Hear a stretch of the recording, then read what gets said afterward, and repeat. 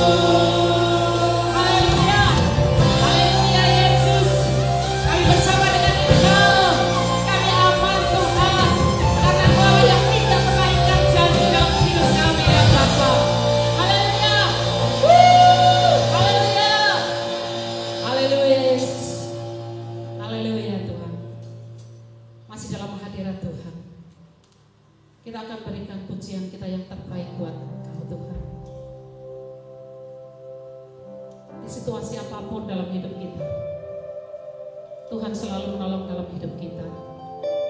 Kasih Tuhan abadi untuk selama-lamanya.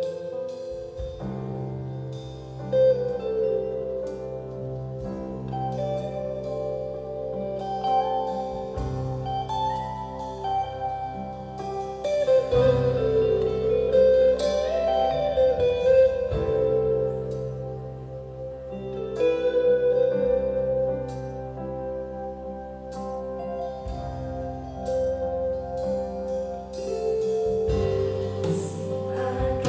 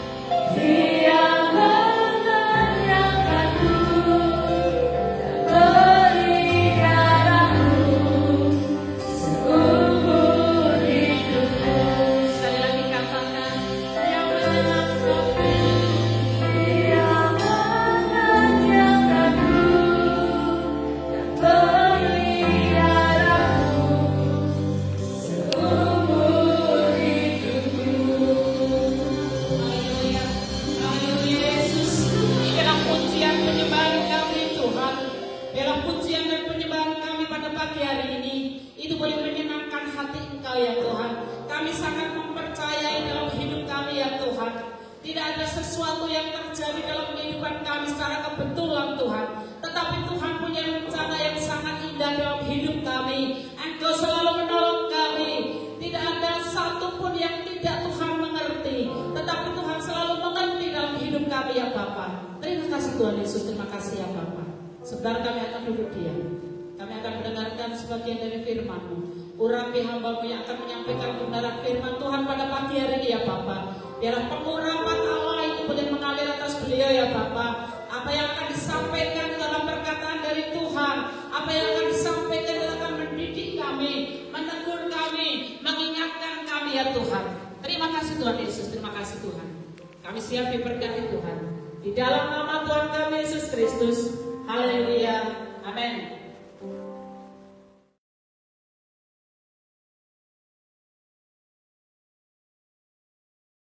Shalom, selamat pagi Bapak Ibu Saudara sekalian. Apa kabar saudara di masa pandemi ini?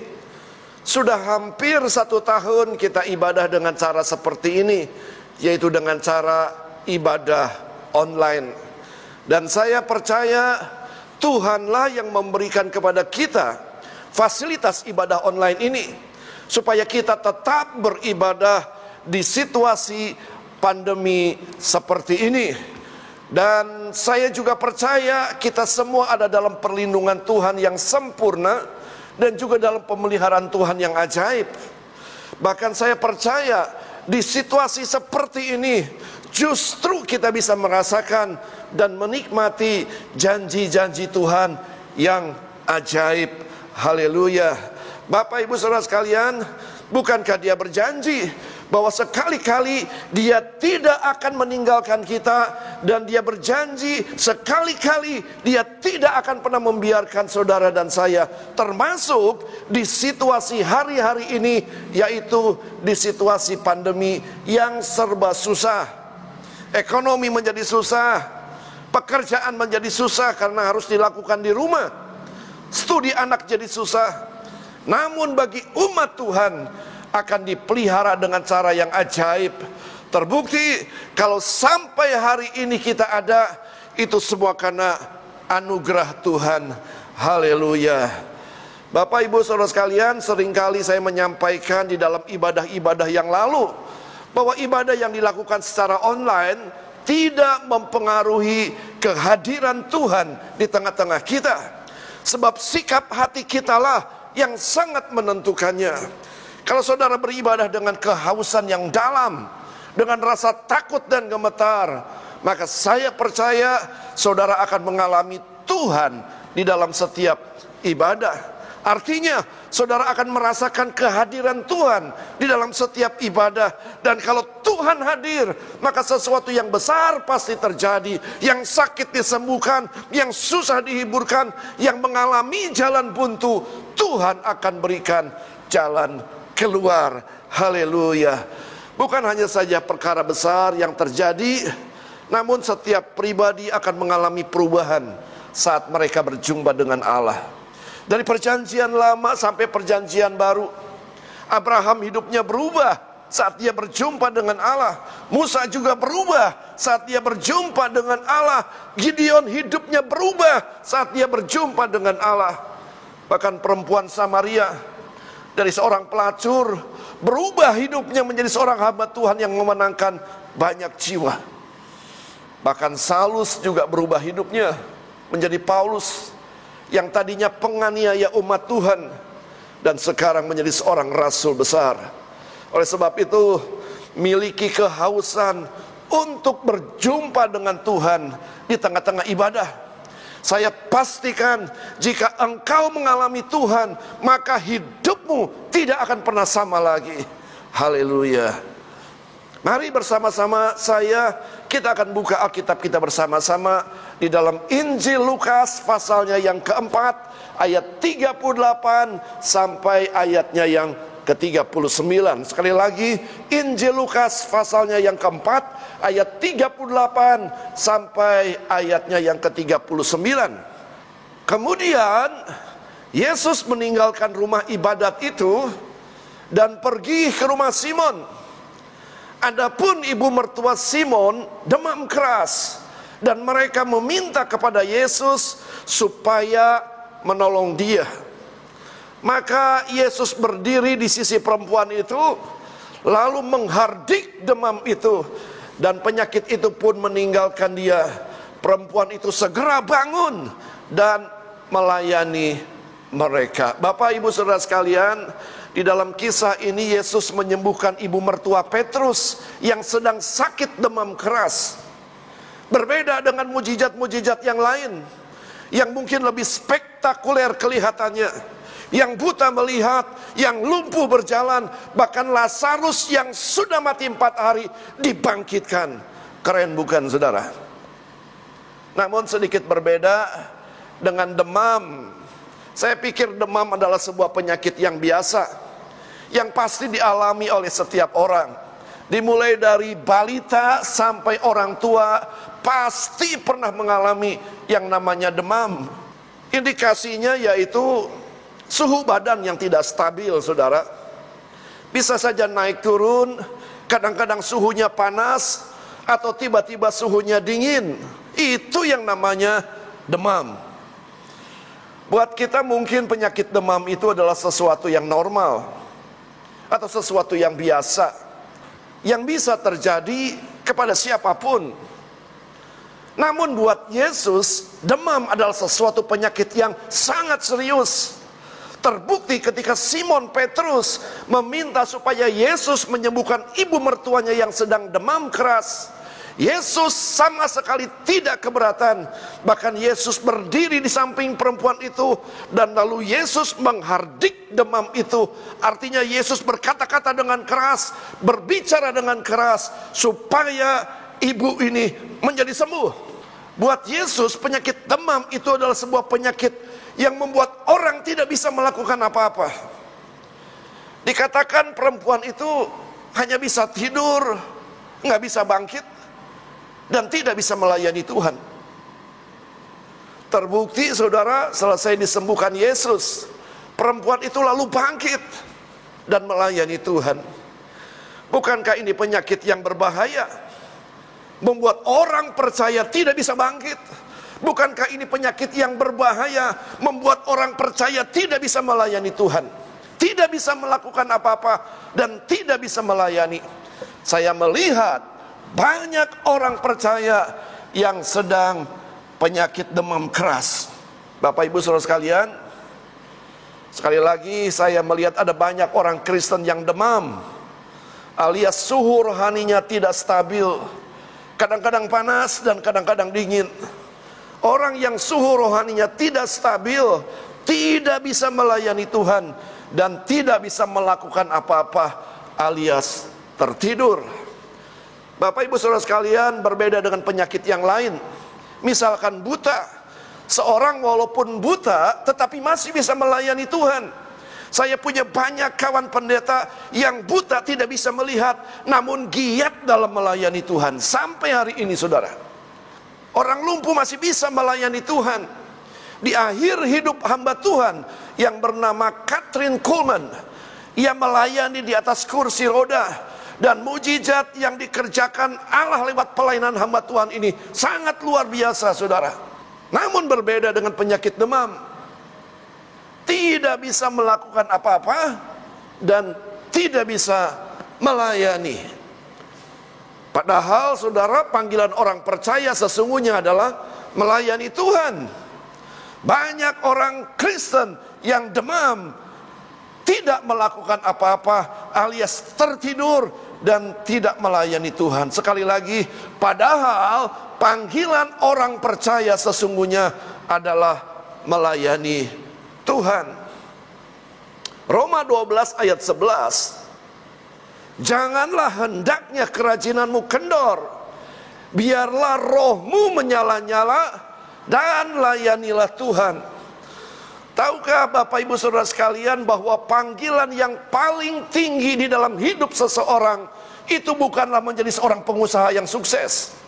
Tahukah saudara bahwa panggilan yang paling tinggi di dalam kehidupan seseorang bukanlah kalau orang itu menjadi seorang dokter, Tahukah saudara bahwa panggilan yang paling tinggi di dalam kehidupan seseorang bukanlah kalau orang itu menjadi seorang lawyer. Namun panggilan yang paling tinggi, yang paling mulia adalah melayani Tuhan. Bapak ibu saudara sekalian, saudara hanya bisa melayani Tuhan dengan rajin dan tidak kendor kalau saudara punya suhu rohani yang stabil. Dengan kata lain, tetap on fire dan tidak dalam kondisi suhu rohani yang naik turun atau sedang sakit demam. Yang menjadi pertanyaan adalah apakah kondisi rohani saudara hari-hari ini stabil atau tetap on fire seperti saat saudara pertama kali bertobat?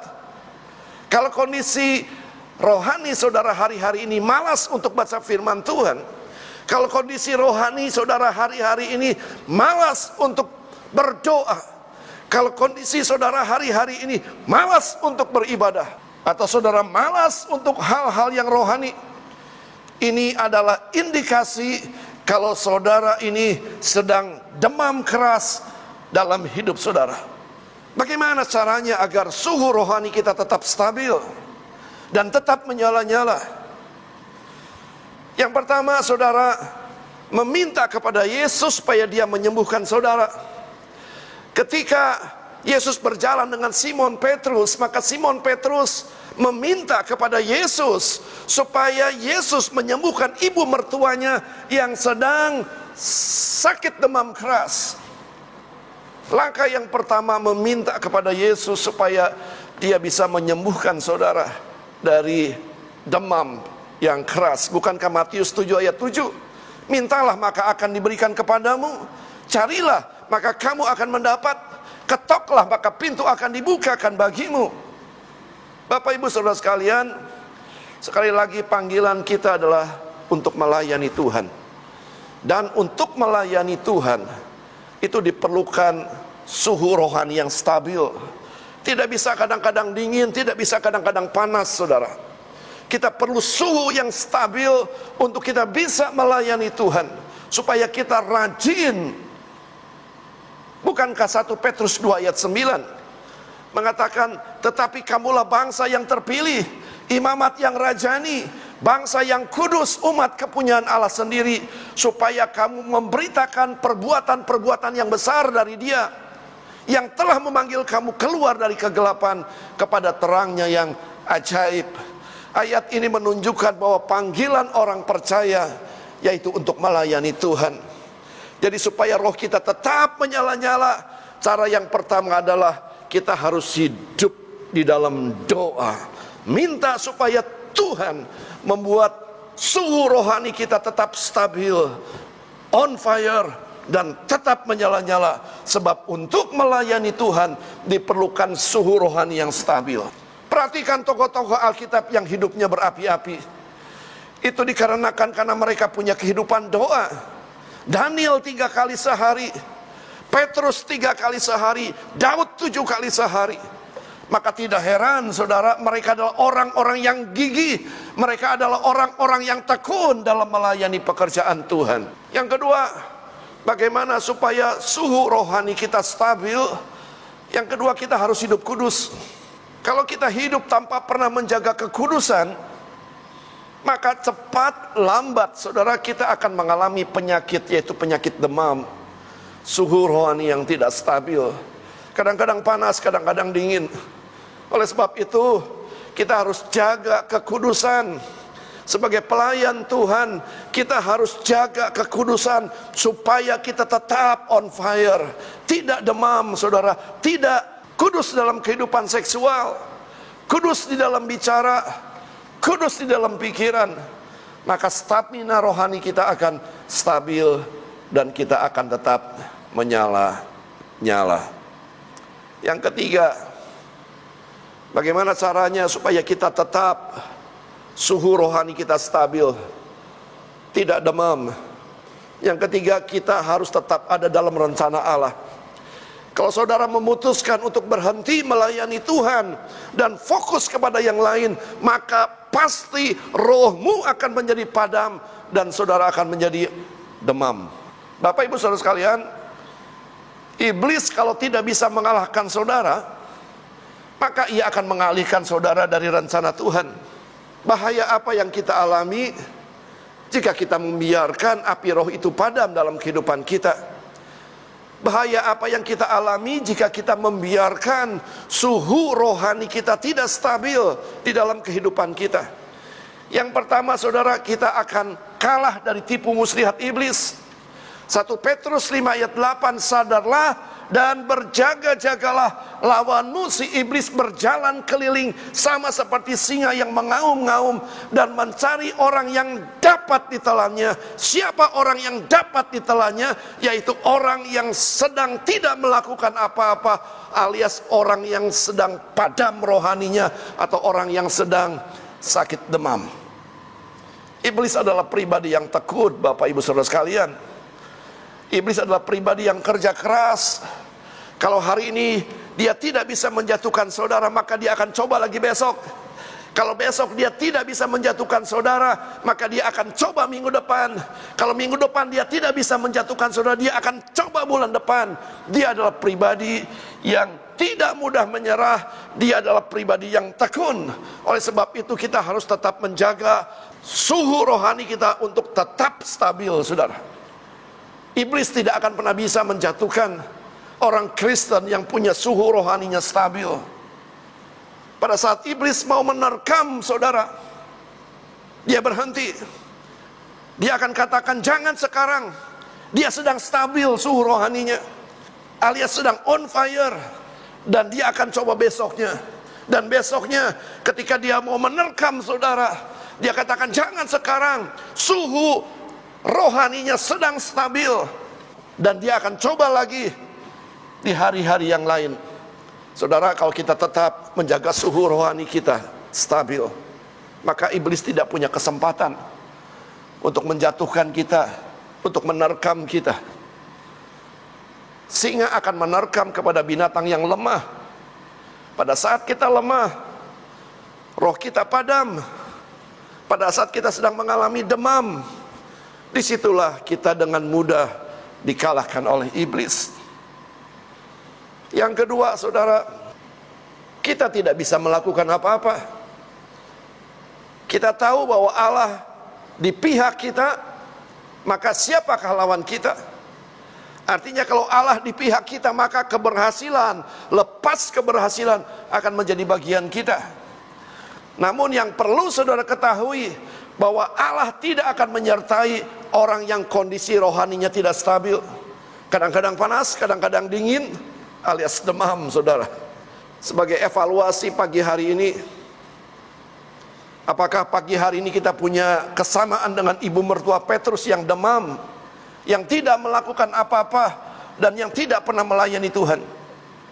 Atau mungkin saudara sudah tidak haus akan hal-hal rohani, atau kita sudah malas dan bosan untuk hal-hal rohani seperti membaca Alkitab, bosan berdoa, bosan melayani.